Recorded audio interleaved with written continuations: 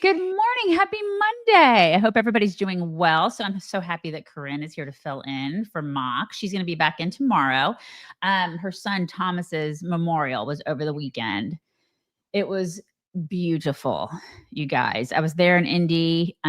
Absolutely beautiful service. Mock spoke. Her sweet, sweet mama spoke. Thomas's primary caregiver spoke. Grandpa wasn't there. He was not there. But her words, absolute perfection. It was one of those times where I was just completely in awe of how she managed to say like the most beautiful things in the most awful of circumstances. So just wanted to let you guys know that happened, and it was almost inspirational when I walked away from that. She's got a way about her, y'all. Mock does. So the family's just amazing, and I was really glad I was a part of it. I had a lot of trouble getting home, so I didn't get a lot of sleep because of this freaking shutdown. We're going to be talking about that today. We're going to be talking about reaction to the shutdown. But before we do that, we have some Trumpy news. And so we're going to talk about that first. There was a flyover yesterday. So Trump arrived at Northwest Stadium in Landover, Maryland. I'm sure you're familiar with that, aren't you? You're probably familiar with that stadium. I had a couple friends at that game. Yeah. Really? Okay. So Yeah. he did an Air Force One flyover, which was totally cool during the Washington Commanders home game against the Detroit Lions yesterday. So it was the first time that a sitting president attended a regular season NFL game in nearly 55 years, which is really cool. And it coincided with this really neat thing that they did during halftime where they honored U.S. service members and veterans, etc. So it was a sellout crowd. We have that flyover. You guys can see it. Moments ago, Air Force One, high above Northwest Stadium here in Landover, Maryland, as the Lions have taken a 7-0 lead. I love it. I don't know who won. Does anybody know who won the game? I have no idea. I think the Lions won. Did they? But okay. I didn't watch. But full disclosure, I did not watch, and I think that's just what I saw on Twitter. So I'm sure if they've led me astray. I'm just reporting fake news now. Yeah, I love how proud he is of America. I love that. I'm just people were like, oh, he never does anything. He just plays golf and goes to football games. That's what some of the liberals on X were saying. And I'm like, shut up. He's one of us when he does it. Of course, he's an Air Force One. I don't get to ride an Air Force One, but the thing that I love about him is that he goes to these things. He enjoys it. You can tell he loves this country, and he loves the traditions that we love. And I love that about him. Totally. And I saw like a couple clips where he was talking with the sports broadcasters and kind of like calling parts of the game. And it was so lovable. I truly don't know how people hate him to the extent that they do. I don't either. They get policy disagreements, but like people want him to die. And I'm right. Like, I don't get it. He's pretty charismatic. I can't think of a Democrat that has as much, I don't know, that's just good at talking to people and talking to anyone. They just stick him in any room and he's like, yeah, I played football when I was in high school, like he totally was so likable. And genuine. Yeah. So genuine. Yeah. Mm-hmm, mm-hmm. And absolutely loves this country. And that matters to me. It totally does.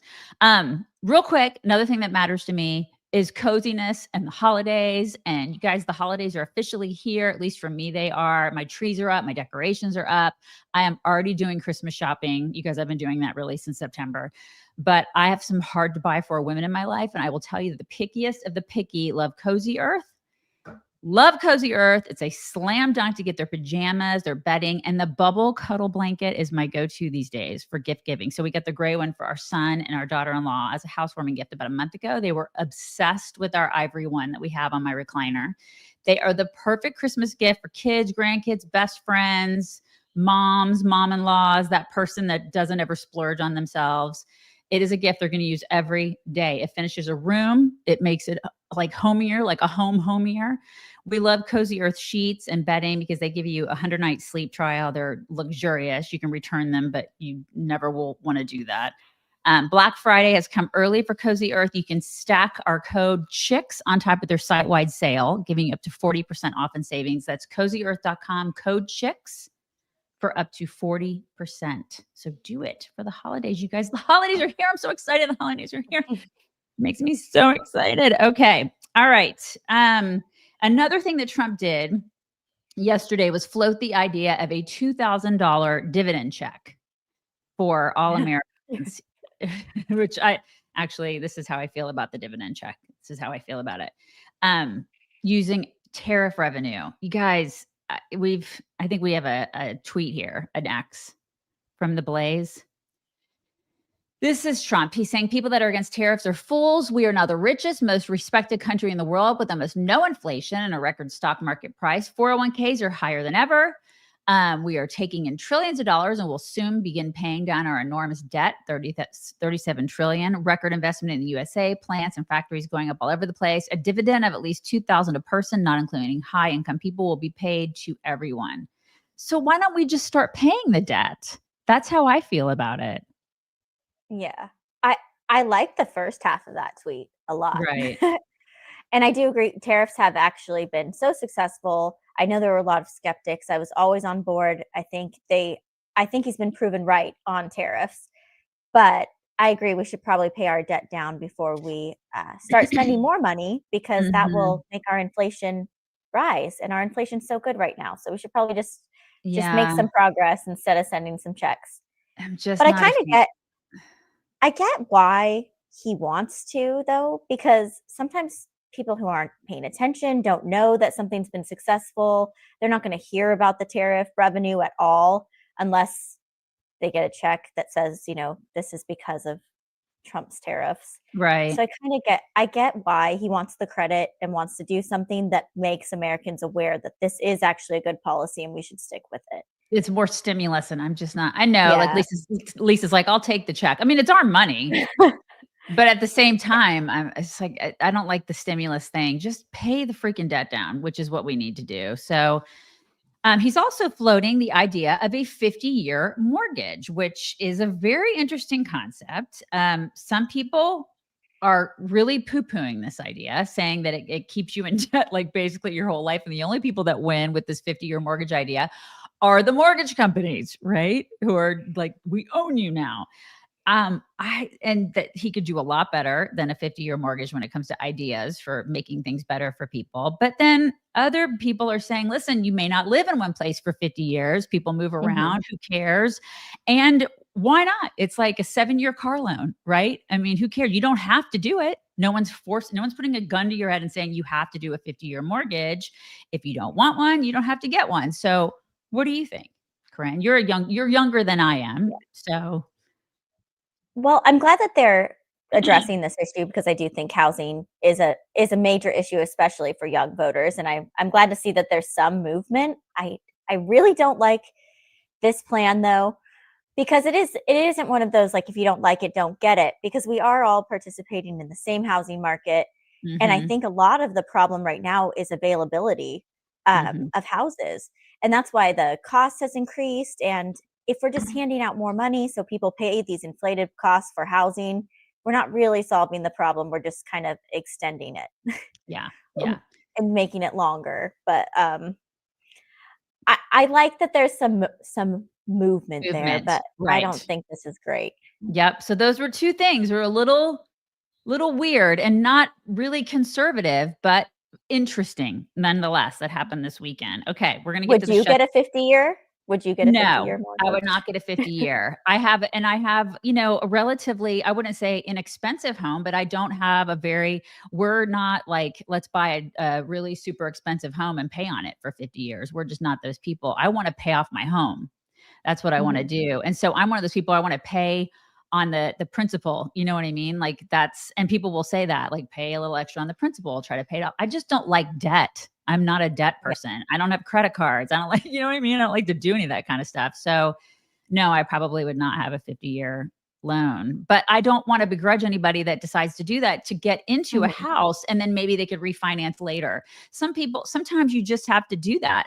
Not all of us have been born into generational wealth. You know what I mean? Sometimes you got to do what you got to do. So I do not begrudge anybody, especially if they're younger and they're starting out, where they need to do that just to make things happen, to get out of a rental situation. if that's what they need to do, they need to do that. So I don't know this. I'm kind of on the fence on this one. I really am. Yeah. So I wonder, I feel like, I feel like all of the people that are in support of the 50-year mortgages, like all of the banks, are also anti-deportation. And it's just an interesting crossover that I had realized. They love making money. And it's like, if you deport people out of this country, they don't get the loans there. They don't get people in there. And they're like, oh, how do we fix it? We just indebt everybody a little bit longer. You'll own, and it kind of does coincide with that whole you're never going to own anything mentality, even though you're kind of pulling people in with the notion that you're going to own this, but you're never really going to own it. So it's just an interesting dichotomy. I kind of can see both sides is what I can see here. So, all right, shutdown. So Trump put this message out on socials yesterday before the so-called agreement, which is, I guess we're calling it an agreement, before it was reached. This is the message he put out yesterday. It said, I am sorry that the American people are being terrorized by Democrats who have decided to shut the government down and make me and other Republicans continue Obamacare subsidies, which have been a windfall for health insurance companies and a disaster for the American people. The largest health insurance companies have seen their stock prices soar, some over 1,000%. Oh my God, since the passage of Obamacare. Meanwhile, Americans' premiums have more than doubled, contrary to President Obama's promise. I believe that the money should go directly to the people to purchase better health care and create competition. This enrichment of health insurance companies must stop. It is long past time to lower premiums, not enrich insurance companies. I stand ready to work with both parties to solve this problem once the government is open. Stop terrorizing the American people. Stop pushing failed policies. And he's right. So, and we're going to get to that.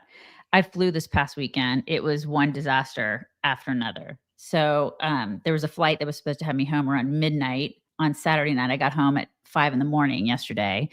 And that was after a brief cancellation and then rebooking and then me thinking I would have to make like a 15-hour drive. And then the car rental company saying, we're not giving cars that are going to go across state lines. And I was like, WTF? Like, are we supposed to walk to our other states? Like, what is that?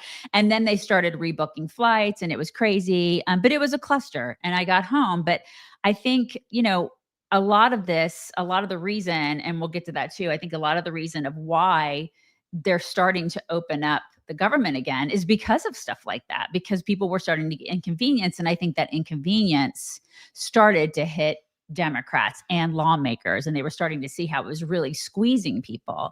And we're going to get to what happened last night in reaction, but I just want to get real here. I want people to understand that Democrats were using the shutdown as leverage. I mean, they said it out loud. And if you think otherwise, you were not listening to the words coming out of their face. Listen. We have the leverage. Of course, there will be, families that are going to suffer, but it is one of the few leverage times we have. You reopen the government and we lose our leverage, there has to be an agreement right now. That's what this whole shutdown is about. Republicans control the House, the Senate, and the White House. Frankly, this is our only moment of leverage. The idea that you would give up all of your leverage and then hopefully get some sort of great deal coming down the pike is just a fool's errand. Why are working families the leverage the Democrats need to get Obamacare fixed? It's the only lever we have. It's the only lever we have. So at around 6 p.m. my time last night, like Central Time, Trump got a deal made, as much of a deal as he could get made. This is a tweet from, I think it's Eric Doherty. Is that how you pronounce his name? I say tweet. It's an X. It's an X, you guys. I'll never stop saying tweet. It's a tweet. Do we have that tweet? I think we have it. Do you have it? Maybe. Valen? No. Okay, we don't have it. All right. But I believe this is what the Democrats, what they saw and they experienced. It was the flight stuff. Please tell me we have that one. Do we have that one?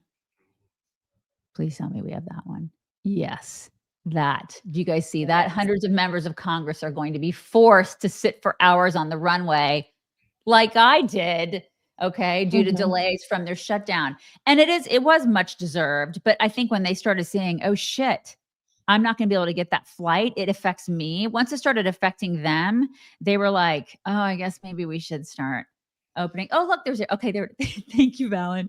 Okay, so a record-breaking deal, right, to reopen the U.S. government. President Trump successfully gave Senate Republicans unbelievable leverage, forcing moderate Democrats to cave. So funding set to be through January 30th. No Obamacare subsidies. At least 8 Senate Democrats currently back it. The only main GOP concession, simply allow an ACA vote next month. No guarantee on passing or supporting it. Time to win and bring it home. It was reportedly earlier today that President Trump supports it. So let's talk about what's in the deal. Some of it is talked about right there, but it's basically a compromise package is what it is. And it's reopening the government through January 30th. It includes reinstating more than 4,000 federal workers laid off during the shutdown. It bars new layoffs until January 30th. It keeps funding for SNAP. It does not include an extension of the health insurance premium subsidies under the ACA. It agrees on a future vote of those ACA subsidies, kind of like that tweet said. And then I'm trying to see if there's any other things that we missed here.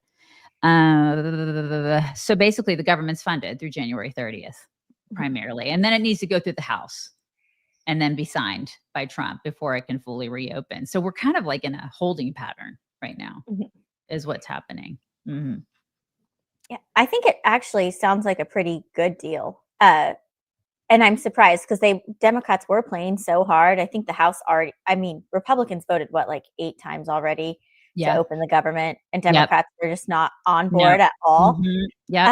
So I not expected. I didn't want, but I thought that there might be some caving going on after this weekend with all the chaos of the flights. Because I also had 5 canceled flights and had to drive 8 hours home this weekend. Like insane. I was like, this is immediately inconvenient. Like, I know that those phones had to have been ringing off the hook about it because it was so annoying.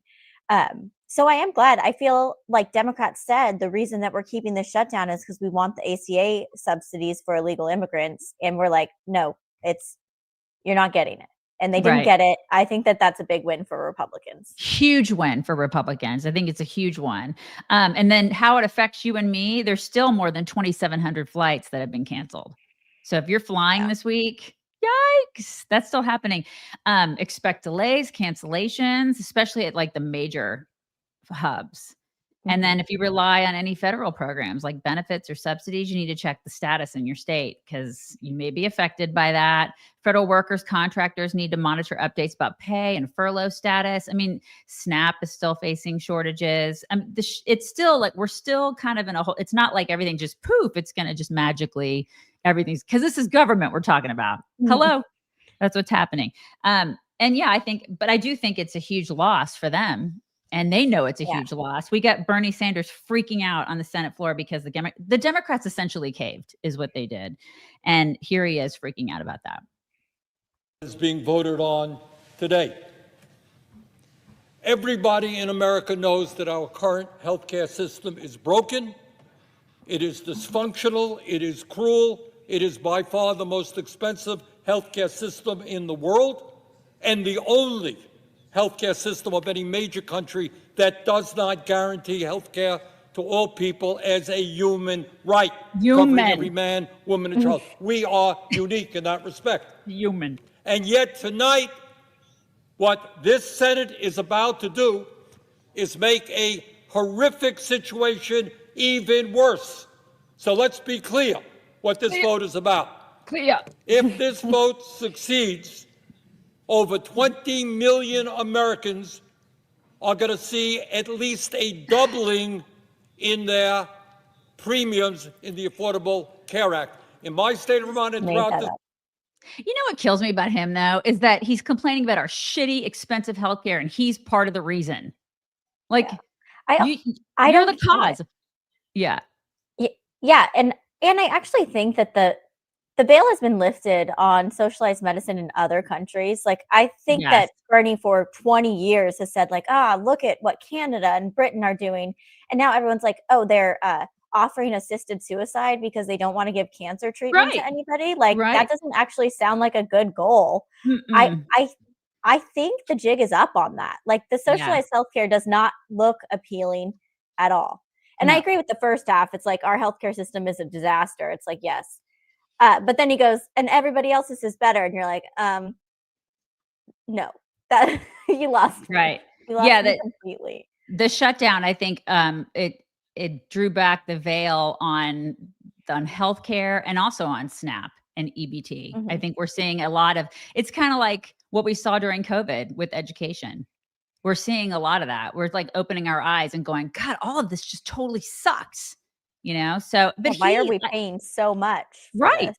Totally. But I'm looking at him and I'm thinking, so you voted for Obamacare. Like, you're part of the reason. Just shut up, commie. Like, I'm so sick of these bottom feeding parasites who have been around forever and they've contributed nothing except for just bad stuff.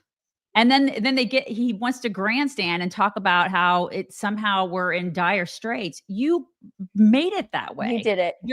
You're the problem. Retire. Yeah. And then we got Mark Kelly, who is just, this guy is just stupid. I mean, I try not to call people stupid, but he's stupid because he's living in a completely different universe because he's talking about 401ks and the market. And I don't really know what country he's living in right now. Behold. Mark Kelly, and I'm sitting by a tree here on the mall in Washington, watching a lot of unhappy people go by protesting this administration and the dumb things they are doing. You know, like raising tariffs on all these countries, which is a big tax hike for American families. And the result of that is a stock market that is incredibly volatile. And Donald Trump has destroyed trillions and trillions of dollars of wealth. He is, I think without a doubt now, the person who has ever lived on this planet that has destroyed more money more quickly. I'm sure he wins on speed. Oh my God, I can't. And also the amount he managed to destroy here. Trillions and trillions of dollars gone from people's 401ks, or maybe it was money they were trying to save to put a down payment on a house. I mean, perhaps you should call Nancy Pelosi and ask her about the market. She's doing just fine. Maybe I'm get sure some tips. She's doing great too. I bet he is. It's the 401k thing. Mine's doing okay. Are you guys doing okay? I mean, he's out of his mind. That guy is a liar. Yeah, compared to the Biden era, everyone is starting to recover. And that is just facts. You can't, even if you're a Democrat, you have to say that happened. We can all see the numbers. Yep. It's crazy. His feelings, though. His feelings, Corinne. So, and then there's Schumer, who did this like performative video because he is an evil villain. Check this out. Democrats have been fighting to get the Senate to address the healthcare crisis. This bill does nothing to ensure that crisis is addressed. I am voting no, and I will keep fighting. He's such an evil villain, dude. You kept the government shut down for 40 days to fight for illegal aliens. That's what you did. This is such a big loss for him too, even though he gets to die on the Hill and say, I'm voting no. It's like, well, you're supposed to be the leader of these people and they voted yes. So you have no control over your own party, and like, good for you that you voted no, but you didn't whip your own votes. And that's like your only job. Yeah. Don't you think his career's over? Like, he's done. Yeah. I think the Democrats have to hate him. Like, they cannot be happy. But I mean, who else do they have? We just played 3 clips of like 3 100-year-old white white men losers. Like, the party of diversity and inclusion is just run by the most lame people ever. Well, their future is Jasmine Crockett and AOC. That's their future. So good luck with that. It's going to be great. And we obviously have to show you guys Scott Jennings' reaction to the shutdown. Here's that.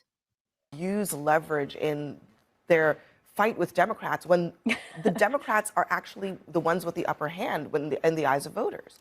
Oh, I'm sure Democrats will be more than happy to open the government now. The election's over.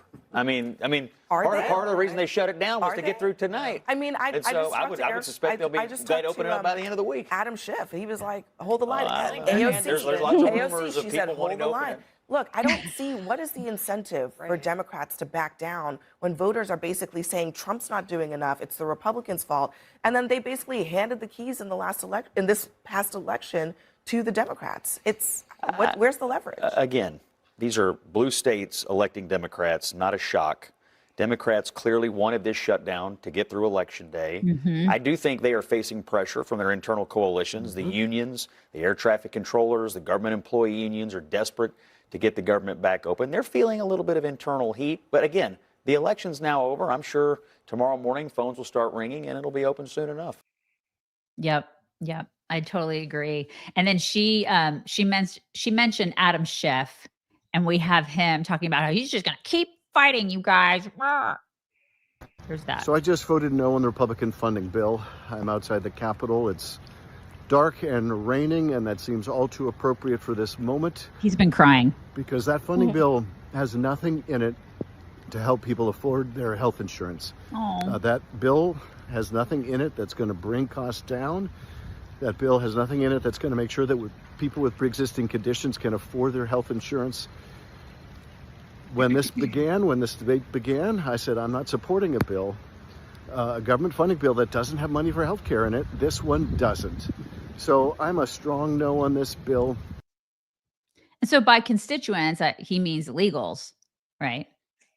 Yeah. And apparently Democrats are just very upset with Obamacare and the way it was designed to work. All of their criticisms are literally what Republicans said, hey, this is going to happen if we pass a healthcare bill like this. Yeah. And they all wanted to pass it. And now, a decade later, almost 2 decades later, all of these, oh, wow, it's expensive to cover pre-existing conditions. Yep. And not everybody wants to pay high healthcare costs. It's like, wow, I can't believe that you sound exactly like Paul Ryan now. Yeah. God, and I remember when that all went down. You guys remember that? I remember when it passed. I remember where I was when it passed. And I was like, this is going to be a disaster. And here we are. Yep. Yeah.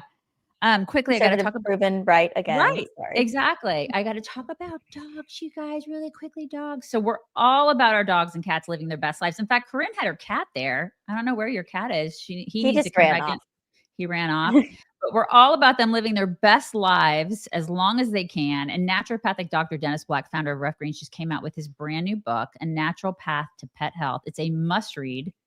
And it'd be really great as a stocking stuffer, you guys. Everything is going to be stocking stuffers and gifts. I am going to be pushing you guys to get Christmas stuff at this point.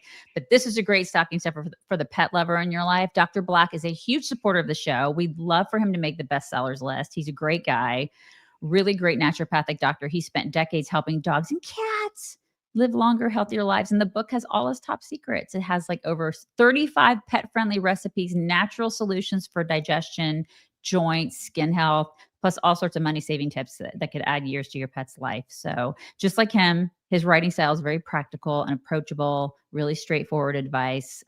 You're really going to like the book. So if you haven't tried Ruff Greens for your dog or Meow Greens for your kitty cat, you need to do that. You're going to see such a huge difference in their coat, their digestion, their overall health. All 3 of my dogs love the stuff.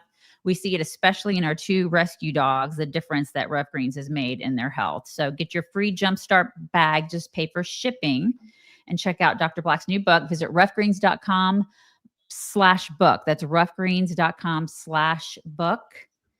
And don't miss out. Do that. Okay. Let's see. All right. So quickly, let's talk about Trump's approval rating because it has dropped. And I don't know, are we concerned about that? Because according to a Pew Research Center survey, that was in August 2025, his approval rating stood at 38% approve, 60% disapprove of his job performance. And then there was another poll. I hate polls, so I don't know. There's another one. I think it was Reuters, where it was 40% approve, 57% disapprove. So his approval rating in January 2025 was 47%. So it's dropped a little bit. And I don't know. Do you care? Do we care? Do we care? I don't particularly care. I feel like our comments are like, I don't care. Yeah. But I think it's good to check the pulse with the people. Right. I think Trump does that better than anybody else. He's everywhere all the time, checking in with people. I think they're adjusting their messaging a little to address the affordability issues and what's making young people so mad. I think that's a good call. But in general, I'm like, these are all fake numbers to me. And that could have been the catalyst for the mortgage and the $2,000, I guess, stimulus stuff too. I don't know. I have no idea. I'm not in the administration, but I kind of think maybe that has something to do with it. I don't know. All right. And then in the midst of the shutdown and all this hullabaloo, Rand Paul wrote a book. And normally I wouldn't be irritated by that, but I am. And I was this weekend. Because last week, you guys remember I was talking about how he blocked Kennedy's bills to not pay Congress during all the shutdown stuff. And then over the weekend, he puts out this tweet, the X. He's like, hey, Anthony Fauci lied. Americans suffered while he covered up COVID's origins, mandated shutdowns, and destroyed livelihoods. Learn more in my book, Deception. Get your copy today. I mean, shouldn't he be going after Fauci instead of profiting off of Fauci's lies and destruction? It's just me. I don't know. Maybe I'm just irritated because I haven't slept in 2 days. Maybe. I love Rand. I have to say, I hate that picture so much. The promo picture is so weird to me. Awkward photo. Because he and his wife, is that why? Yeah. I don't know why. It's just their faces and stuff just look like too fake serious. And I got weird vibes off of it. But mainly what makes me so mad is I do think Rand went harder after Fauci than anybody else. Yeah. And I am so glad about that. Unfortunately, the conclusion seems to be that it doesn't matter. And then you write a book that it's like, it doesn't matter how hard you go against these losers. Our entire system is so corrupt that we will never fix it. But anyway, here's my book. Here's my book. Buy my book. Maybe could you put him in jail? Because that's what I want. I don't want to buy a book. I want him to be in an orange jumpsuit and I want him to be perp walked to jail. That's what I want. And I actually do think, in Rand's defense, I also think that Rand wants that. But the conclusion of his whole saga with Fauci seems to be that he can't do that he can't get it done. And if Rand can't, then who can? Is it impossible? Is it just lost? And if it's a lost cause, then why are we writing books about it? Just to that's the thing. So then in the end, Rand gets a book deal and Fauci gets a pension from all of us. And I just, you guys, how it's not good. None of this is good. That'll ruin your day. Like, I don't like to think about that stuff too hard. It makes me a little bit too sad. This is the thing. I couldn't know that alone. So we all have to know it together. So there's that. In the meantime, there's still chatter about SNAP and welfare because that still hasn't ended, even though the shutdown is kind of looming to a close, or he at least made a temporary deal in the art of the deal. There's still chatter about it because it's still a thing. There's a viral clip that went around this weekend of a woman who apparently received SNAP, and she says she's going to starve without it. Check this out. Really bad. Danielle Grant is starving. I know. I'm trying to see if I can get some food because we literally don't have anything to eat today or tomorrow. So I'm going to try to make it. I mean, why would you start that clip? Sorry. Can't even deal with that. Why would you start that clip with Danielle is starving? Why would you do that? I just okay, so that happened and it just went around because I'm thinking, I really don't think she's starving because you look at other countries where people are actually starving, they look a lot different than her. It's like America's starving and then other people starving in other countries. It's just, there's a dichotomy, you guys. There's just a difference. And I agree, which is why I laughed so hard. Sorry, my eyes are literally watering. That was quite the pitch to that story. You're welcome, Corinne. You're welcome. We've also known that SNAP benefits may be cut for like a month. Mm-hmm. So I would think if you were in a position that you may starve without SNAP, that you would start rationing your own food, portion control, stocking up on items that last longer. There are people that are dealing with this and not crying on camera. Right. So I don't know. I do feel for people who are struggling.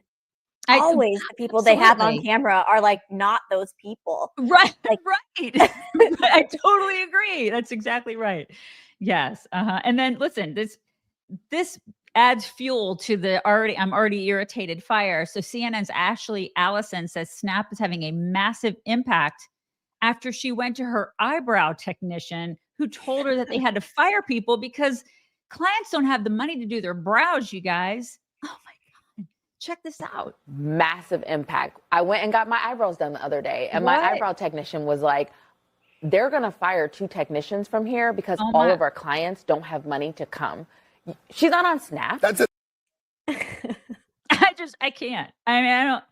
Okay. So if you're getting your eyebrows done and you don't have money for food, we need to have a discussion about budgeting. It's just like a little conversation we probably could have.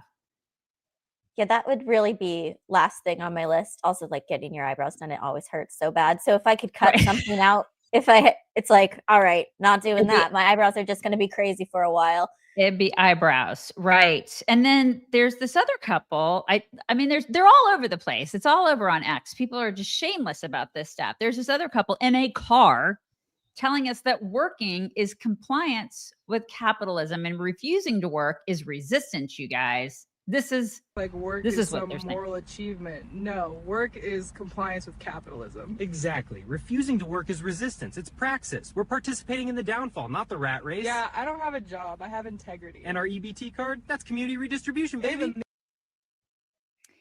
Yeah. So, I hope that is fake. Well, please. I mean, he had a Chase shirt on. I don't know. I mean, I don't know nowadays if things are fake or not. And I believe that stuff because a lot of kids these days have been taught that, work is resistance to some sort of capitalist, horrible society. That's so many kids think that capitalism is bad. So I believe that could be true. Yeah. What I do know is that neither of those people got their eyebrows done recently. Right. So that is something. Yes, that is true. And I don't, that makes me really sad if they do think that capitalism is resistance and that work is bad, because I mean, all of my kids were brought up to think that work gives you, there's value in work. There's integrity in work. It gives you a sense of purpose to get up every day and go to work. Work is good. You want to do that no matter what it is that you do, and if you're a woman, if that's working in the home, that's fantastic. If it's working outside the home, that's fantastic. But work gives you purpose. You want to be able to do that. Otherwise, if there's one thing that I cannot stand, it's laziness. I can't stand it. And so I see those people in the car and my fists form. It drives me insane. And I don't get it. They're in a car. So right. I feel like if you're actually like an anti-capitalist, anti-consumerist, you have to like live off the grid. Because even if you're not morally, capitalist, like work gives you dignity, work gives you purpose, which I do agree. That's how I feel. But even in a less moral way, it gives you money so you can buy stuff. Right. Right. You have stuff. So you like consumerism, but you don't like the part that makes it possible for you to compete in the consumerism. Yeah. And they're filming it on an iPhone. They are. Yeah, of course. So they're pretending that it's this moral thing. And I think that someone can be like a moral anti-capitalist, but they cannot be filming their statements about anti-capitalism on an iPhone in their car with their like Gap jacket and custom t-shirt and their all Stay of these shirt. Yeah, consumerism made that possible, and only capitalism makes that a thing, which requires work. You're damn straight. Now, when I graduated high school in 1989, and that will tell you guys how old I am, there were 18 million people on food stamps. 18 million, all right? So now there are 42 million people a month on food stamps. It's 12.3% of the population. It's a lot of people. Okay. So that's an increase of 22.9 million people in 36 years.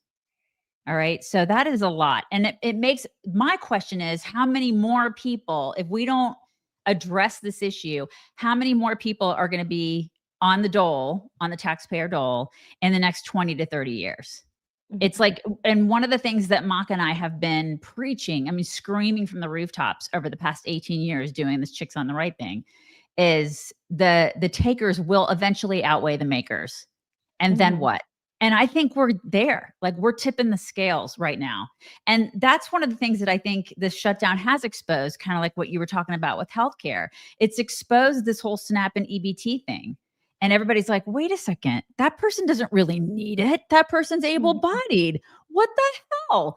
And it's exposed it sort of like COVID exposed education. And we were able to see in classrooms and we were like, God, our education system sucks.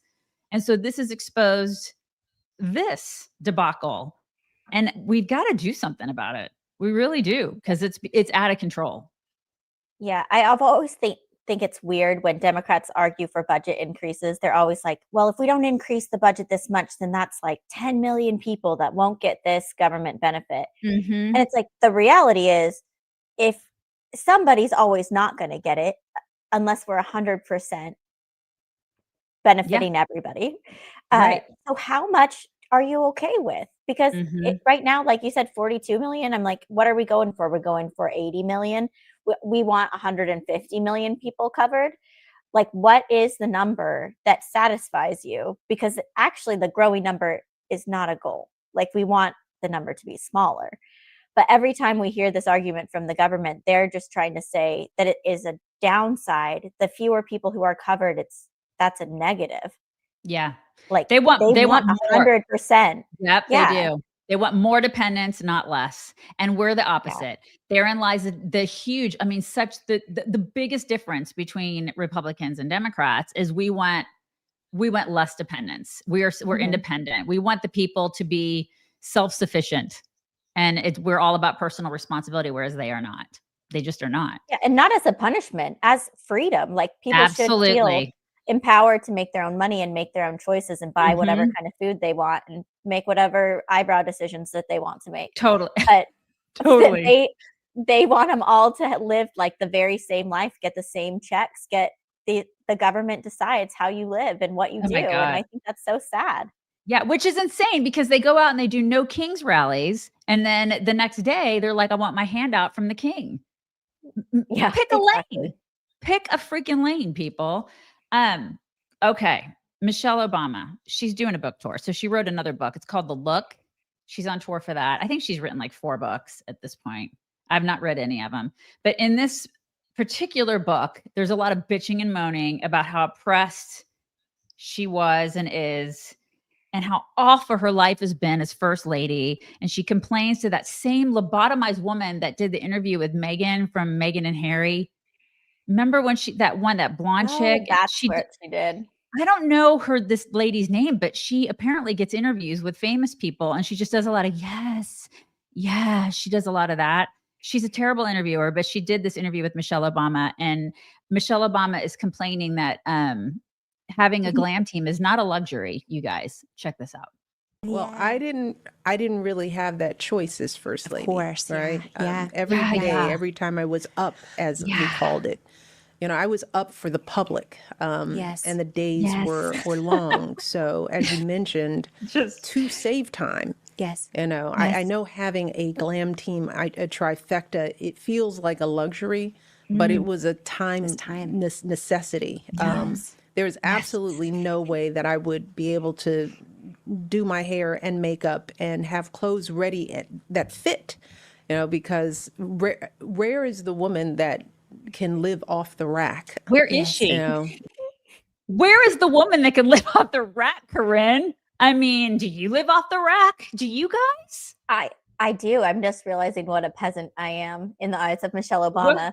I mean, who on God's green earth goes to TJ Maxx to buy their clothes? You peasants. And then just wears them. Like, I would love a tailor and a hairstylist and a makeup artist every day. Actually, honestly, I would love it. But only clothes I ever have tailored is like if I'm a bridesmaid. Like, I never get my normal day-to-day, like, who lives off the rack? Literally everybody. Everybody. 99.99% of us do, Michelle. Like, she is so completely out of touch. I cannot. Like, yeah. And if you don't have someone doing your makeup, like, you do it. Or you don't wear makeup, I guess. But like, every woman has to make those choices and get those things done and present themselves. And she's like, it's so annoying that I had help doing it. It's like, the elitism is off the charts. Like, she has no idea. She's like, oh my God, I had a glam squad and it was just so inconvenient. I'm so oppressed with my glam squad. I cannot stand her. She's insufferable. The rare occasion that I get my hair and makeup done, I'm like, please stay forever. Please do Right? this every day. Oh my God. It is the best thing ever. It's the greatest. Like, the greatest thing is to have somebody blow dry your hair so your arm doesn't get tired. Yeah, It's and the I'm just like greatest thing. playing on my phone while someone like makes me pretty. That ideal greatest. situation. Absolute greatest. And One of these 99% of women have never had that done. She's just so out of touch. And then here she is bitching again, because all she ever does is bitch about how she didn't get the grace that other first ladies got, like Melania did. Check this out. That as a first Black couple, we couldn't afford any missteps. Yeah. And you also say, as a Black woman, I was under a particularly white hot glare. Did you feel that? Hot. For sure. You can't afford to get anything wrong because you didn't get at least until the country came to know us. Right. We didn't get the grace that I think some other families have gotten. Yeah, like Melania.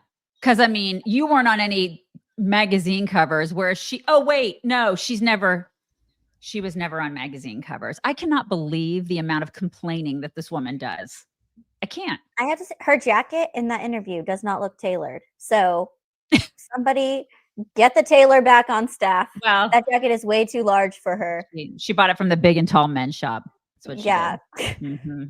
It is so ridiculous. And I saw a lot of tweets pointing this out, but it's like Melania Trump almost had to bury her husband. Right. They almost shot him in the head on live TV in front of all of us. And you're complaining that what you had makeup artists. Like, yeah. I don't. It is not the same insufferable. thing. Beyond insufferable. I just cannot with her. So I thought I'd just let you guys know how horrible she is. But you know what's not horrible? Beam creatine. Okay. You guys, creatine is having a moment. And you know that feeling when you're not operating at like 100%, but you can't quite put your finger on what's missing. You're not sick, but you're just not sharp. Not talking about like days like today where I haven't gotten enough sleep, but you're just not at your best physically, but mentally. And a lot of people are taking creatine now to just perform better and do better. It used to have this stereotype as being just for gym dudes, like the big bulky gym dudes, but now it's getting traction as being the energy and brain function and longevity supplement.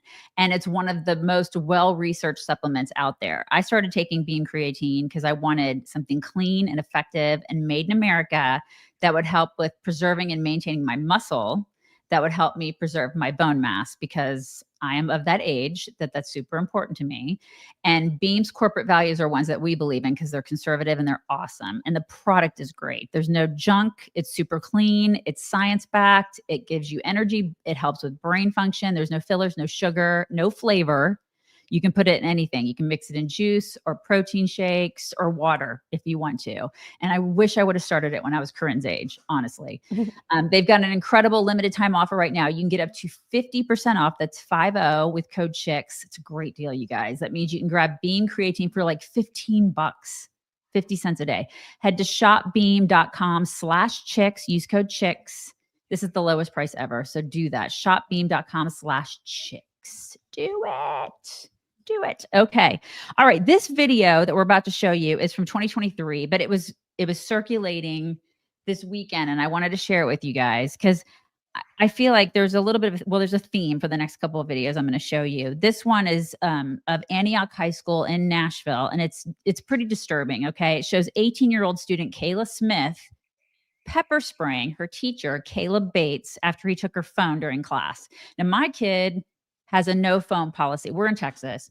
She has a no phone policy in school, and it is what it is, right? Like, at first I was like not so thrilled about the no phone policy, because if I want to get in touch with her, we have a lot of scheduling stuff. She's got 2-a-day practices. Sometimes practices change, and it sucks because sometimes I can't get a hold of her like right when I want to. But that's the only reason I don't like her not having a phone, is me being able to get in touch with her if I want to get in touch with her, and then safety reasons.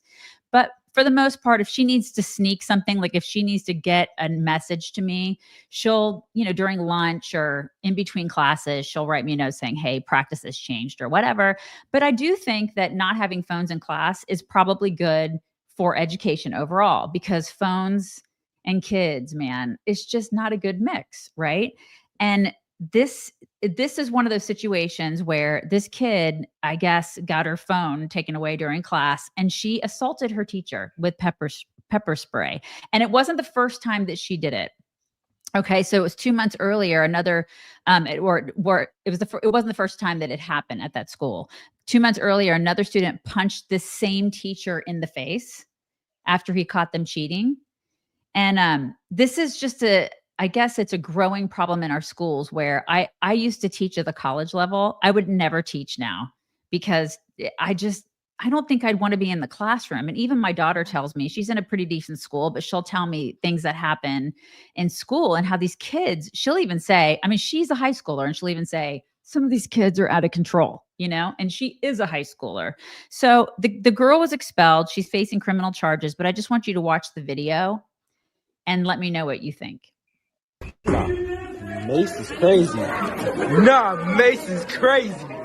Nah, she just faced it.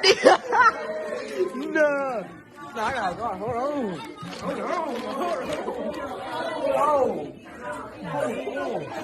Nah. Don't fucking touch me. She just pepper sprayed me. Give me my phone. Give me my phone. God, wait. Hey. Can I get my phone? I need my phone. Over the phone is crazy. I need my phone. Look at this nigga. I need my phone. Okay, give me my phone. She said okay. Can I get my phone? No, you can't. Watch out, man. Yeah. So Catherine said, a bunch of asshole students. I mean, I couldn't have said it better myself. Yeah. I remember, and I said to you guys, I graduated high school in '89. It was a long time ago. I know I'm old, but our classrooms looked and felt a lot different than that video. There would have never been that level of disrespect, that level of disrupt and chaos, and yeah. I just can't imagine doing that to a teacher back then, Yeah. What's even scarier is I think this is what Congress will look like in 2050. So we should probably just be prepared that this is the House floor in 20 years. It's crazy, you guys. And I worry about just society when these are these are kids who are, I look at the parents and I'm like, you raise that kid to act that way in school. I would be mortified if my kid was doing that in school. Absolutely mortified. I mean, I get mortified when my kid doesn't say yes, ma'am, and no, sir. Mm-hmm. You know what I mean? I'm always like, did you say yes, ma'am? Did you thank that person? And then we have this happening in school, and it hurts my heart, you guys. It just hurts. It is so crazy. And then the kids filming it also, I'm not very proud of their behavior. No, so not at all. Obviously the one pepper spraying her teacher is next level embarrassing to her parents. But the kids all laughing and commenting and filming this on their phones, embarrassing. I know if I was in that situation when I was a teenager, I would have disassociated. I totally would have gone the other way. Ignore, probably texted my mom some crazy stuff is happening. Right. Actually, I don't think I would have had, I don't know. I probably would have had a phone at that time. But why are the kids loving soaking up this drama and participating in it? They know they're not going to get in trouble for this, and there's no consequence for treating adults like this. It's awful. That's the thing. I feel like the teachers and the schools have been put in a position too, where they're not allowed to reprimand these kids. I mean, I was also raised in an environment where we were paddled in schools up until the time I got into high school. Y'all remember? If you're Gen Xers and Boomers, y'all remember. I mean, we literally would get sent to the principal's office, and there was a paddle on the wall. So it was totally different back then. And you know what? It was better. It was just better. So I'm putting that out there. And the demise of schools reminded me of the demise of churches. Same thing. I saw this clip yesterday and it made me also cringe. This is exhibit A of why I do not go to a physical church. He was an observant Jew, but he was 30 years old, He's talking no about wife, Jesus. no job, hung out with 12 other dudes. Oh my God. That's pretty queer. I can't. Queering the Bible takes Jesus and other outsiders and religiously stigmatized folks in the past and juxtaposes them with contemporary queer folks and Christians. Yeah. So he's talking about Jesus. So All that's of the that. thing. Right. So that is a thing. And people are like, why don't you go to church, Daisy? Because of that. That's why. And Yeah. If you see this, the rainbow flag on the podium, immediately I'm done. Yeah, immediately run no. out. Immediately no.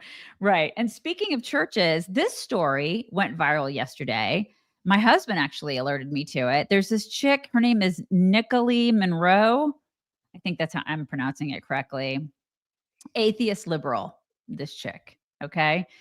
She's from Kentucky. She contacted over 30 US churches. She got on TikTok and did this. It was a social experiment. She was posing as a mom whose 2-month-old baby needed formula after 48 hours without food. So this chick just, I think, wanted to, she wanted to shame churches, you guys. I'm pretty sure that's what she wanted to do.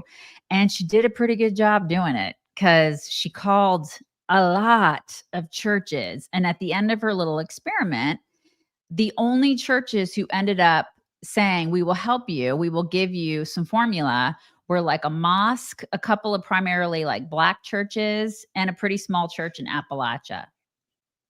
And like the other, now listen, it could have been that like these other churches, maybe they had food pantries, and some of them did get online. They're like, we have a food pantry, we have this. If she would have stayed on the line with us longer, we would have helped her. I think that some of this was probably, you know, designed to make some of these churches look bad, but she did end up making them look bad because their initial response wasn't, we will help you. We will meet you exactly where you are, wherever you are, we'll help you. They didn't just immediately say, we're going to give you formula. We're going to help you. Where are you? We'll help you and your baby. So here is that chick. And then we'll see if they would help feed a starving baby. And right now I'm about to call Storyside Church in Belleville, Ohio. So let's see if they would be willing to help feed a starving baby. And their About Me says, Storyside Church is a vibrant and welcoming community that believes in the power of personal stories and the transformative love of God. And so she's calling these people.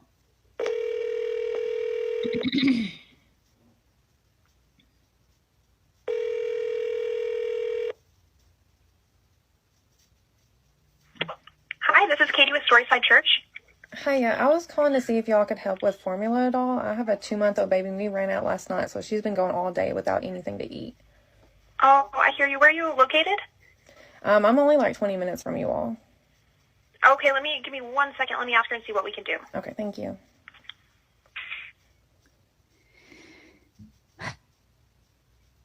So this is, I mean, her whole plan was to make these churches look bad. And a lot of them are like, I don't know if we can help you. Like maybe we can, they were putting her off. They were pushing her off to other places that could possibly help her or just not helping her directly. Whereas I think, 30, 40 years ago, a lot of churches would have been like, we'll help you, honey. Like come in here and we've got people here, resources here that will help you with getting formula. And that is, in her opinion, she feels like that should be the goal of a church. So a lot of people were outraged by this, you guys, a lot of people. And I agree with her, actually, even though she doesn't believe in anything that I believe in. I do think churches should be there to help the community. And often they do so much more than any kind of government intervention or NGO. Yes. Churches are there for hurricane response and disaster relief and helping the homeless and feeding the hungry. I think they do it better than anyone. But I also like this particular ask, and not to always be this person. I think it's hard for churches to provide formula because of government regulation. And there's so much red tape around providing food.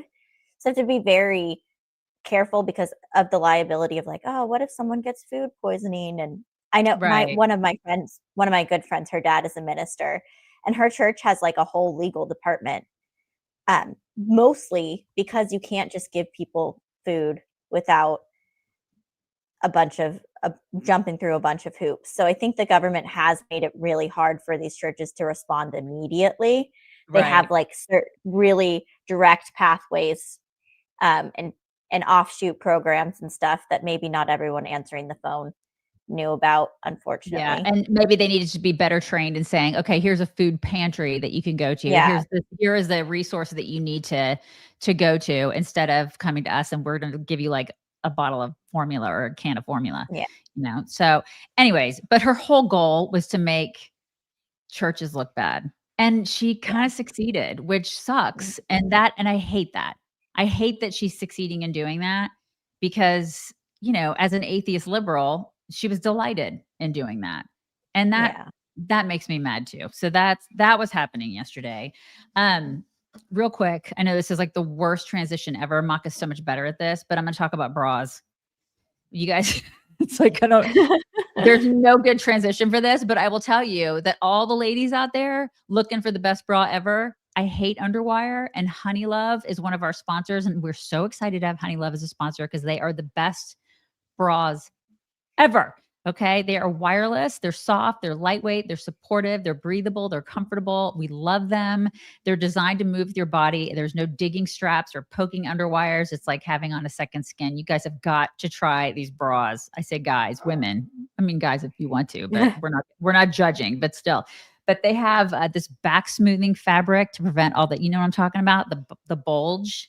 You don't have that with these. They're so great. And they have a V-neck bra that has this incredible lift and separation so you don't get uniboob. You know what I'm talking about. Nobody wants the uniboob. And I actually like the one, it's called Cloud Embrace, which is a wireless t-shirt bra. It has light padding and it feels like you're not even wearing one. So they're just fabulous. We love them so much. They have shapewear, tanks, leggings, compression shorts, stuff that make you feel just fabulous. So get some Honey Love for yourself, for all of your holiday festivities, and just for Christmas in general. Okay. Treat yourself or someone you love to some new bras. 'Tis the season. Do it. Save 20% site-wide at honeylove.com/chicks. Use our exclusive link to get 20%. That's honeylove.com/chicks. Do it. There's the cat. What's his name? His name is Stark. I love it. Stark is here, you guys. He's here. He's a star. Stark is going to really enjoy this next video because it's of Jimmy Kimmel's insufferable wife. She's talking about her family, and you guys have been through this too. I know you have, a lot of you have, where you have family members who may not agree with you politically. Only Jimmy Kimmel's insufferable wife is like, I am on a pedestal of family values, she feels like. And she's like, and the Trump people are not. And so I had to just get them out of my life. Watch this video. Hopefully my immediate family all they did not vote for Donald Trump. Okay. They did the first time, a few of them. We flipped them the second time. It's weird. When Donald Trump was first elected, I was so upset. We all were. But I remember thinking, I understand it because I grew up in a very conservative Republican house. I mean, I bought my dad a Rush Limbaugh tie in high school. I voted Republican straight ticket, and that's what I was told to do. And then I left St. Louis, Missouri, and I met people from different backgrounds, and I started to understand different things and different needs and different people. And there's like a little bit of sympathy I have for people in my family that I feel are kind of being deliberately misinformed every day. Mm-hmm. And they're deliberately being misinformed every day. That is so condescending. I have a friend like that actually said that to me one time when I was talking to her, and she moved away, and she was like, I was conservative, and then I moved away and I got out of this town We lived in the same town. And she's like, and I just, I started talking to other people of different nationalities. And it was almost condescending. Like if you're a Trump voter or if you're a conservative, you've never come into contact with other people of other nationalities. And it's like, what? Meanwhile, she probably lives in an all white neighborhood, Of course. And it's gated. And it's like, and your husband started his career on the Man Show where he objectified women and he wore blackface. Are you aware of that? Give me a break. I always think that's so rude too. Like, oh, my opinion is formed based on my lived experience, as if like, as somebody else couldn't have possibly experienced life and come out with a different opinion. Right. It must be that you have never lived. And it's always like the most sheltered people that say that. Yes. So rude. And coddled, very coddled. She lives in a very sheltered, coddled, and insulated life right now, where she is basically in Hollywood, and it's very insulated. But man, I just look at her and her husband, and she's like, my family, they're dumb. They don't know any better because they're dumb. The way that she talks about them, I hope her family's like, you're awful. You're totally awful. I think they have to be. Oh my God. And she's probably friends with this woman who's complete nutcase. And I cannot see this woman alone. So you guys have to experience her with me. I don't know her name, but she's basically the poster liberal woman. Watch this. It's fit check time. This is going to trigger a lot of you. Insane. So this is just a friendly reminder that Buffy is not crazy MAGA friendly. She does not want you on her page. This is going to trigger you. And I don't give a fuck because I've warned you. So you should scroll along. She's Buffy, because Lexi. I only want people with the same kind of humor that think that this shit is funny. If you're MAGA, you're not going to think it's funny. And that's what I have to say about it. I don't give a fuck because I'm here for a good time and to make fun of Donald. It's insane. She's totally insane. She was talking in the third person. When you talk in the third person, cuckoo.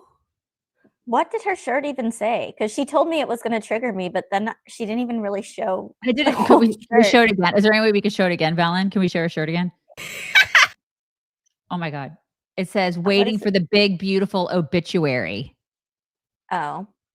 Yeah. Okay. I'm not triggered. I just think you suck. Yeah. Did you hear the cackle? Did you hear the cackle at the end? I can't recreate that. She is demonic. She is completely demonic. Possessed. So she's insane. Yep. And then speaking of insufferable, insane liberal women, Possum Lady is talking again. You guys, I did not want to include her, but we have to because she's saying that MAGA supporters are psychopaths and or religious addicts whose default setting is to sabotage and break things. Watch this. A lot of the people that are involved in this movement are either psychopaths, sociopaths, they like it. I'm talking about like Stephen Miller, right? Right. And then you've got people that are religious addicts. And you guys, that is a real thing. Like somebody can be an alcoholic, somebody can be a drug addict. A lot of people are religious addicts. And you can Google it and read about it. And these religious addicts, like all addiction, like all addicts, sabotage things. Their default setting is to break things and create collateral damage. And I think even on the Supreme Court, we have some religious addicts. And I think in the administration, we have a ton of religious addicts, Mike Johnson, et cetera, Marco Rubio. And they think, okay, I'm doing a lot of bad shit in my private life. I guarantee you Sam Alito's Google search history is full of a lot of fuckery. Yeah. Okay. So meanwhile, they're the ones who are the actual objectionists. Like they're the ones who are contrarians to everything. They're the ones who are violent. I mean, our guy's the one who's been shot at. It's like, and we just had one of the heads, like one of the leading guys in the conservative movement assassinated. And then she's saying that we're the violent ones. Talk about projection off the charts. It is just projection. Even the comment, like, first of all, they're obsessive about Stephen Miller. Right? Like, they cannot go 5 seconds without saying his name. I'm like, I know what your Google search history must look like. And she has a thing for him, doesn't she? I think she's got the hots for him secretly. She is obsessed with him, and I don't want to know the words that follow Stephen Miller in her Google search history, but I assume, judging by what she says about other people, I assume it's really weird stuff. I think she's got a shrine of him in her house. Oh, Somebody yeah. needs to check her hard drive. It's really kind of crazy. Yeah. And then she stumped for an Islamo communist. Like, I don't talk about sabotaging your own country. That is not what the founders wanted, lady. They didn't want an Islamo communist to be running anything. So, she talks about tearing things down. That's tearing shit down. Yeah. And those Islamo communists are not going to put up with these feminist podcasts for too long. No. Have fun in your burqa. Actually, she'd look a lot better in a burqa. It might be a good look. Maybe. Here is another liberal twit that wants to yell at you. She's the perfect example of how education is failing people in this country and how TikTok has become a replacement for education. I'm sorry to depress everybody today on the education thing, but she's yelling at everybody about how racist you are because you believe in legal immigration. Here's that.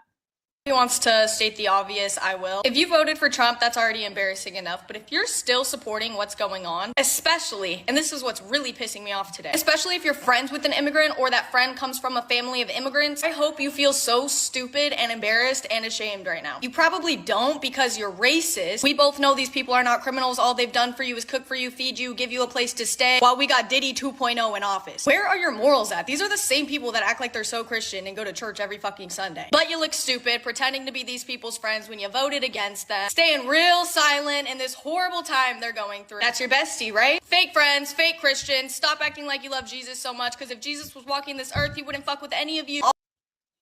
Okay, so she's crazy. And I have immigrant friends. I just saw Mock's parents over the weekend, and they came here from Poland legally. And they're great. And I love them. And they don't believe in illegal immigration either, because they did the work to get here. And it's the people who are illegal and busting over the border are the people who cut in line. They're breaking the law. She doesn't understand the difference. That's why it's so frustrating. These people don't understand the difference between legal and illegal. There's a difference. Yeah, they also just don't understand effectively messaging this at all. I think liberals love to scream, if you think this, then you're a racist. If you think this, you're the worst person ever. And I'm listening to it okay then. Right. I don't care. I don't care that that's what you think. And I am not going to suddenly have this deep conversation with you about our immigration process. I don't know who this works on. I think it's nobody. But they think if they call you enough names, you'll be like, I'm sorry for what I have done. And now I'm on your side. And it's the opposite is happening. Yeah, it totally, the opposite has absolutely happened because we've all been desensitized to it. Although I do think that there are some Republicans / conservatives over the past maybe 10 years that were reluctant to share their opinions about things based on, the fact that they were afraid to be called those names. And now people are like, F it, I don't care. They're starting to just say the thing. They don't care because they've been called so many names that they're just I'm just immune to it all now. I don't care. Yeah, I think that's the overwhelming majority of us. We're done. I do not care. Think I'm the worst person. I seriously don't care. Right. I'm the same way. Yeah, I'm the same. And the older you get, the worse it gets. You care less. You just care less and less and less. Okay. One other thing, a couple other things actually, before we get to just quickly, we're going to talk about the MAGA war at the end. I'm not going to talk a lot about Candace. Because I just can't. I'll save that for Mock. But there's this one lady at Disney, and there may be some really awesome Disney people out there. I'm just not a big Disney person. I'm not when my daughter was a toddler, we didn't really go to Disney. What we would do is do the Disney on Ice thing so she could get her fix with the princesses. And so we do the Disney on Ice. So we didn't have to actually go to Disney. And then she'd do that for an afternoon and then we could all go home. That's what we would do to get our Disney fix. And then she got through that stage and we were all, yay, thank goodness we're past that stage. But this woman is 30 years old and she's at Disney and she's having a poo encounter. And I don't know how I feel about this? I get a little bit of an ick with it because she is breaking down in tears. Tell me what you think. Pooh, I waited 30 years to meet you. Oh my God. I love you my whole life.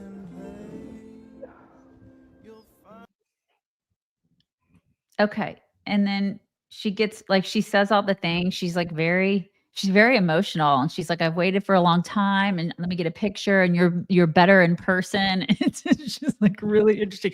He's not real, like I want to say he's not, it's a dude. It's probably a guy that's out smoking Marlboros, getting in a suit. Like, you know what I mean? It's just like or like some 20-year-old like dancer or something. I can only assume that she's had some kind of trauma and this was like part of her healing process. That's the only way. I have no idea. Because this person is not a healthy person. Like, all right. I loved Winnie the Pooh too, but this is crazy. Yeah. Winnie the Pooh's great. I just wanted to see what you guys thought about that because it was a little weird, a little off-putting because she's 30 years old. It's one thing for like a 3-year-old to be like, oh, Pooh. And to, because I have a picture of my daughter at like 18 months old. It's the only time we ever went to Disney, like grabbing his face and kissing him. Most kids run screaming. But she was like, and it's cute. It's really cute, but 30, a little different. All right. So the MAGA war, the MAGA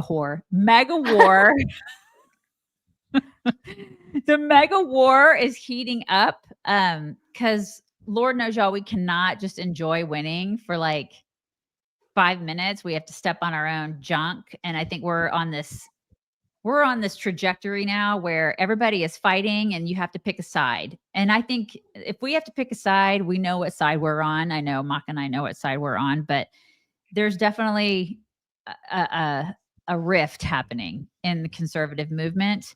And we got Mark Levin fighting with Tucker and Ben Shapiro fighting. And like, we've got Candace fighting with everybody. And it's just, you guys, it's crazy. Like all of a sudden over the past month, it has just become like everybody's fighting with everybody. There's all this infighting. So Mark Levin is talking about Tucker wanting to debate him. We've got that video here. I got a very strange text this morning from Tucker Carlson. 10:16 a.m. I'll read it to you for verbatim. Good morning, he writes to me. The leadership at Turning Point has asked me to debate you at their event in Scottsdale in December. I'm happy to do it, and I hope you'll agree as well.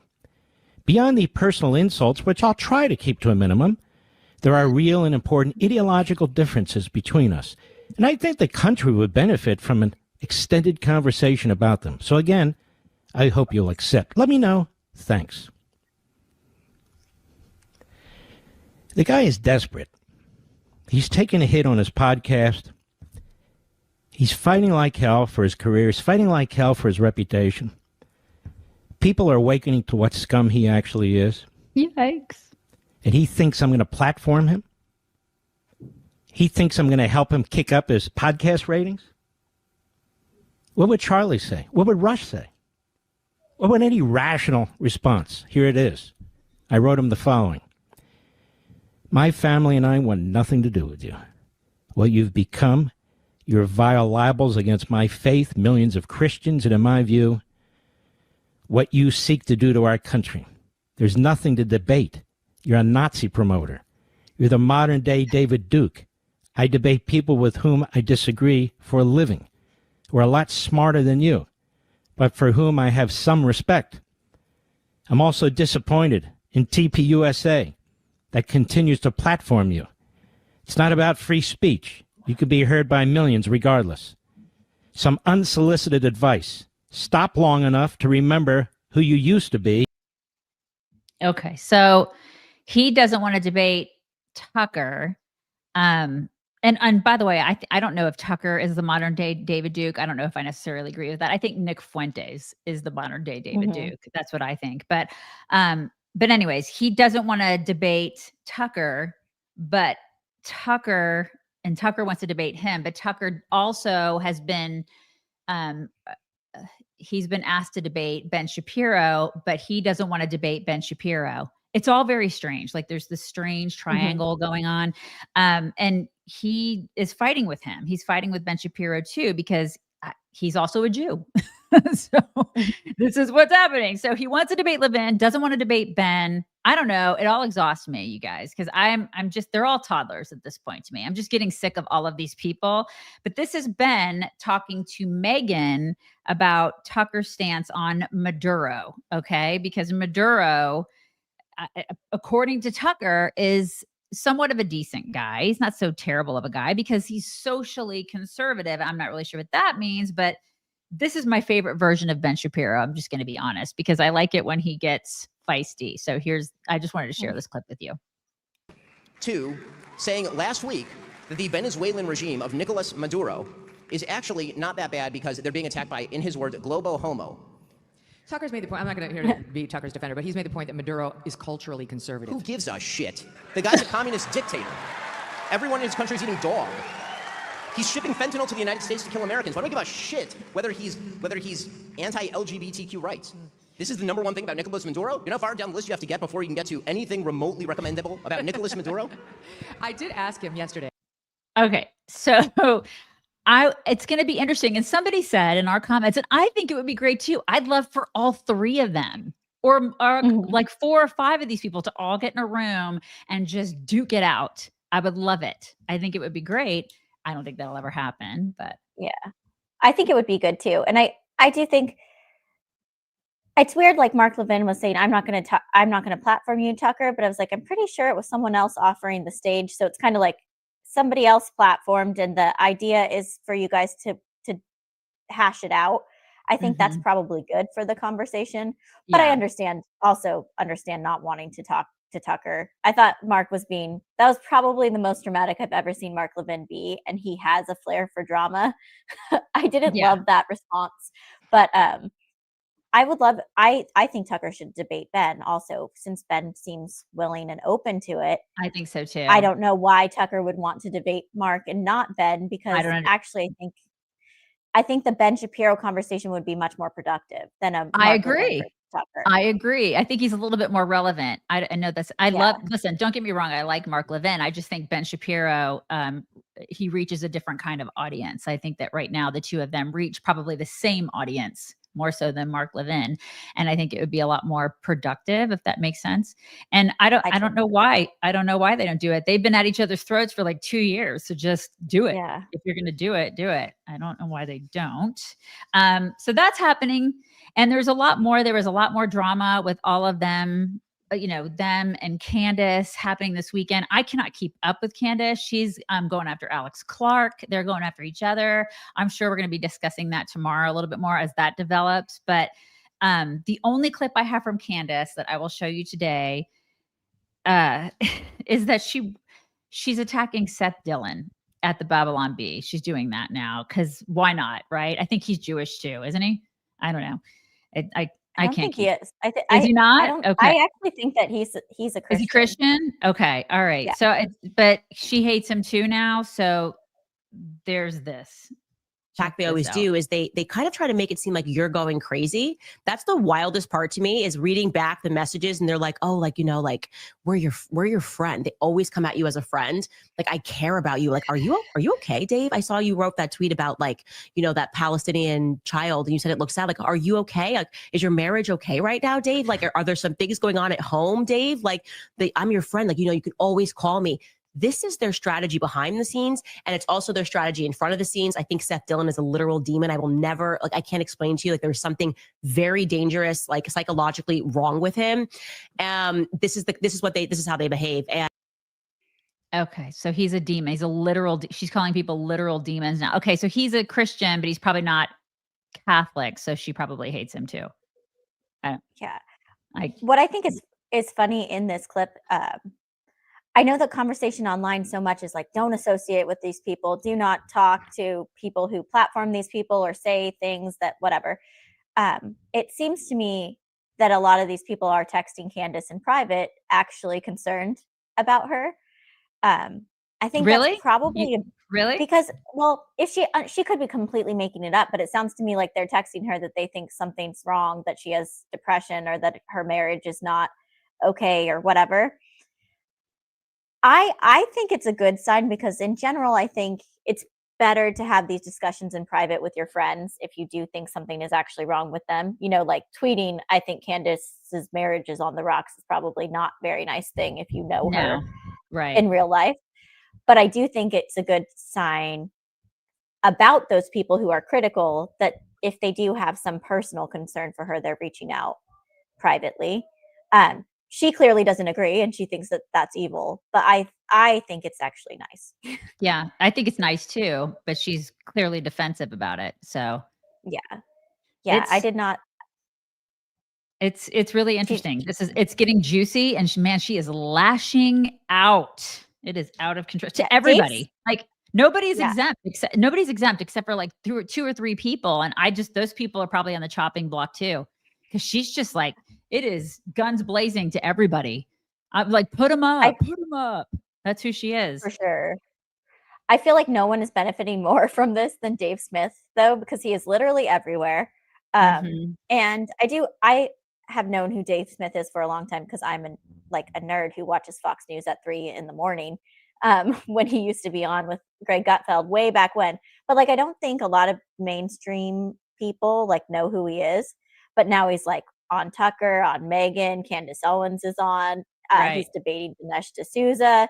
I think, like, you know, his profile has blown up over this infighting thing. Yeah, he's definitely benefiting. He's benefiting and she's benefiting because she's got the #1 podcast, and she's very, very excited to tell everybody about it at every turn that she's got the #1 podcast, right? So those two are benefiting, and anybody that is like in her inner circle is benefiting from that. So I guess congratulations.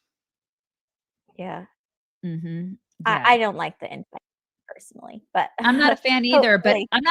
But if it involves people who are actual, you know, Hitler lovers, I'm going to take a side. Mm-hmm. And there are people starting to take sides, because it used to be, and I'm old enough to remember when we would shun people like David Duke, and we would be like, that guy's a scumbag. We don't want him near us. You don't get to sit at my table. I mean, you can say the bullshit that you want to say. I don't care. I'm not squelching free speech, but that doesn't mean that you get to sit at my table, because I'm sorry. It's like I tell my daughter, you are who you associate yourself with. Doesn't mean those people can go be crazy someplace else. It's a free country still, but that doesn't mean you have to be friends with them or align yourself with them. And that's precisely how I feel about the stuff that's happening in our party right now. I don't have to align myself with these people, and I don't want them to align themselves with me. I don't want any part of that. And that's what's happening right now. So, okay. So we have to do something or at least have one story that is not related to Candace and Tucker and all this kind of stuff before we go. But this was an interesting clip. It's Elon Musk talking about AI and how it will eventually inevitably replace humans as being in charge. And I feel like this is something that especially parents and grandparents need to be aware of. And it kind of freaks me out a little bit. So you guys check this out. You've mentioned, though, that in a post-scarcity world, the role of money could diminish or become obsolete. Mm-hmm. Given that much of today's power, including yours, is tied to wealth, do you think achieving this abundance would require powerful people to relinquish their power? And how might we address resistance from those who hold power to make this vision a reality?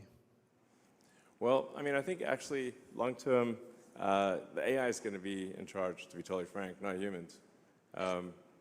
If artificial intelligence vastly exceeds the sum of human intelligence, it is difficult to imagine that any humans will actually be in charge. So we just need to make sure the AI is friendly. Okay. I mean, I've seen this movie, you guys.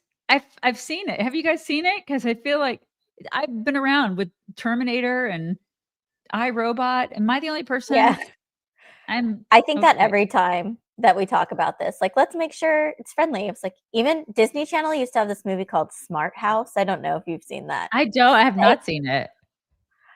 It was like an original movie. I feel like you have to probably be exactly my age to have seen it. But but the AI in that goes wild too and tries to like terrorize this family, even though it was a really cool, innovative thing. Yeah, I don't know how we're not. I feel like it's counterintuitive to the survival of the human race. I feel like maybe we should just start burning these things with fire. Is it just me? Maybe that's the solution. I'm putting that out there. Burn them. What scares me so much is that someone so smart like Elon is like so ready to be replaced by a computer. I know. Like, why do you want to? You don't have any wish for your own authority here. And his children and all of his children. He has like a gajillion children that are going to be left here. And he shouldn't be so thrilled to move forward with this, with the notion that maybe they won't be friendly. I don't know. It just doesn't seems a little counterintuitive to me. I just thought I'd put it out there, something to think about. And maybe we should be, having a plan B for the whole AI thing. That's just me. That's just me. I'm with you. Yeah. Okay, you guys, we're going to get to some super stickers. Let's see. Somebody said that house was awesome. Other people have seen that show, apparently. It was it in my elementary school, okay? We all loved it. I do not know anything about that show. Okay, so Marcy Perales. Good morning, Daisy and Corinne. Hope you have a wonderful day. Thanks for helping out, Corinne. We've loved having you here. Much love. Yes, Corinne is awesome. We totally appreciate her. Arnerm, if you want to see the result of socialist healthcare, look at the VA. Do all Americans want the DMV running the hospitals? Socialism fails every time. Just look at Venezuela. Look at other countries. I mean, my God, it's never worked, ever. Ed Ferguson, when veterans in Canada call their mental health helpline, they were offered assisted unaliving as an option.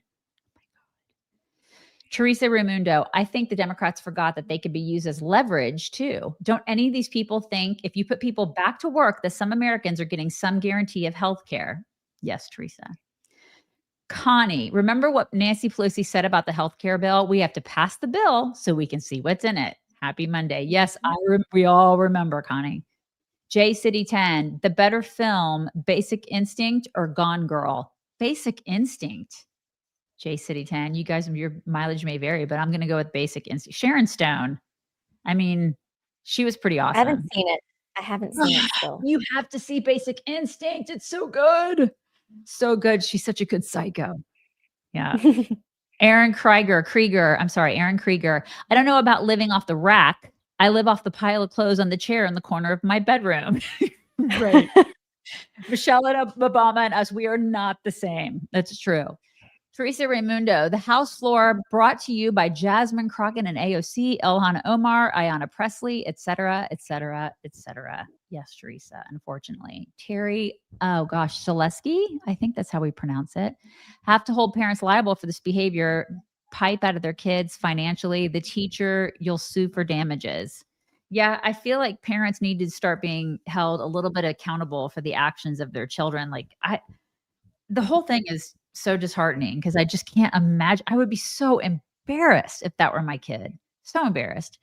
Brian Brumley, AJ, it was actually a good segue from feeding babies to bras. You're becoming a pro without trying. No one doesn't like mock, Brian. Nobody. Teresa Raimundo, my father's an immigrant and he served the country and he became naturalized legally. He would have wanted illegal immigrants gone. And so do I. Right. I would imagine, especially those people who came here and did it legally and went through all those hoops and it took them years to do it. They spent money, they spent time, they spent energy. And then it's like waiting for hours in a line to get off the highway and somebody cuts right in front of you. You hate that person. That's exactly what it is. Probably not the best metaphor, but close. Big text. Just look up Red Seat Ventures and you'll see that Meghan and Tucker and others are all controlled by the same company. They are being astroturfed as independent media. Very interesting, big text. Yeah, we should all look that up. Red Seat Ventures. Arnerm. To say that Nick Fuentes is the modern day David Duke is to insult David Duke. Nick Fuentes may be the modern day Bill Riccio. Am I pronouncing that right? Riccio. Big text. Meghan probably signed a non-disparage contract with Tucker when she joined Red Seat Ventures with Tucker. She isn't being honest about conflict of interest. This is very interesting. I want to know who funds Red Seat Ventures, and I will look into that today. So thank you for putting that out there, big text. We appreciate it. And you guys, we're going to bring it in. We're bringing it in. Corinne loves the hugs. She's going to do a side hug. She's doing a side hug right now. You guys, everybody have a fantastic Monday, and we will talk to you tomorrow. Bye, y'all. Bye. Hello, beautiful people. This is the Chicks on the Right's Indian correspondent. Thank you for watching. or listening, be very sure to like, subscribe, and ring the bell to stay up to date on all of their delicious content. Okay, thank you. Come again.